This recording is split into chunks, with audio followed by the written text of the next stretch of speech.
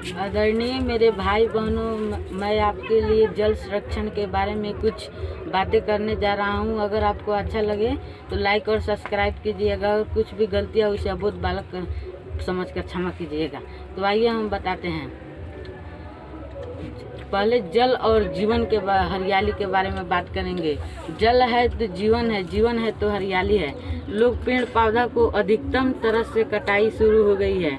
ऐसे करने से हमारे सेहत के लिए बहुत हानि पहुंचेगा, क्योंकि जल ही रहेगा तो पेड़ पौधे भी रहेंगे और हम भी रहेंगे तो पेड़ पर रहेंगे, और पेड़ नहीं रहेंगे तो हमें ऑक्सीजन नहीं मिलेगा। जल नहीं रहेगा तो तड़प कर जल से मर जाएंगे।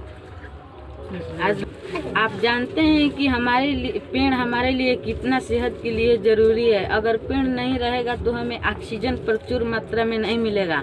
आप ये भी जानते हैं कि हम जो कार्बन डाइऑक्साइड छोड़ते हैं वो पेड़ पौधा लेते हैं, और ऑक्सीजन हम लेते हैं और पेड़ पौधा कार्बन डाइऑक्साइड लेते हैं। अब रहा जल संरक्षण। जल संरक्षण के बारे में तो जल संरक्षण बहुत लोग ऐसे हैं जो नलकूप या हेडपंप द्वारा पानी निकाल कर नष्ट करते हैं, खेतों की सिंचाई करते हैं। ऐसे करने से हमारे सेहत के लिए बहुत हानिकारक पहुंचेगा। हम जल से तड़प कर मर जाएंगे।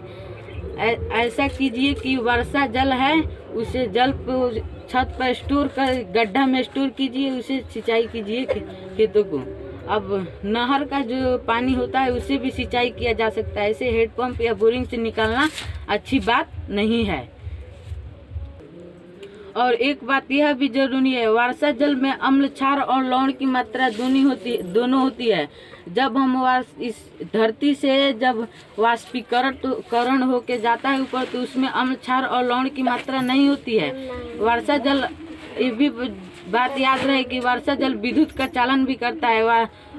वर्षा होते समय लाइनमैन को तारों को मरम्मत करना चाहे तो वह बहुत दुर्घटना के चपेट में आ सकता है, यहाँ तक कि उसकी मृत्यु भी हो सकती है। इसलिए मैं आप लोगों से रिक्वेस्ट करूंगा कि वर्षा होते समय लाइन को ना छुएं, नहीं तो इससे मृत्यु भी हो सकती है। धन्यवाद।